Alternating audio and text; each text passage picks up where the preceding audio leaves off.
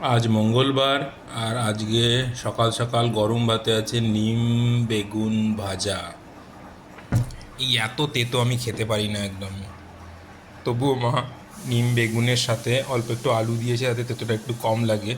কিন্তু উচ্ছে অবধি ঠিক আছে, এই এত তেতো আমি একেবারেই খেতে পারি না।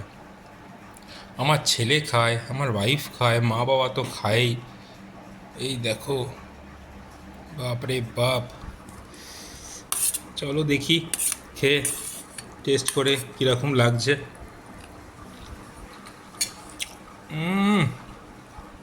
বাপ রে বাপ, বিশাল তেতো, বিশাল তেতো। খুব তেতো লাগছে কিন্তু, সিরিয়াসলি।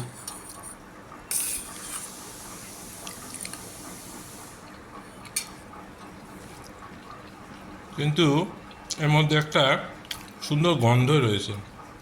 এই নিম পাতাটা ভাজলে না, অপূর্ব একটা গন্ধ লাগে কিন্তু, সুন্দর গন্ধ। ওইটাতে কিন্তু খুব ভাল লাগে। চলো, মা ওয়াইফ দুজনেই বলছে খাওয়া খুব ভালো। আমার তোর ছেলেকে দেখে তো শেখা উচিত, ওইটুকুনি ছেলে, সেও নিম পাতা খেয়ে নিচ্ছে। চলো খেলাম, কষ্ট করে হলো, বাট খুব একটা খারাপ না। মেডিসিন হিসাবেই খেয়ে নিলাম। এই একটা আলু ভাজা খাচ্ছি মুখটা একটু ঠিক করার জন্য। চলো বাই, টেক কেয়ার।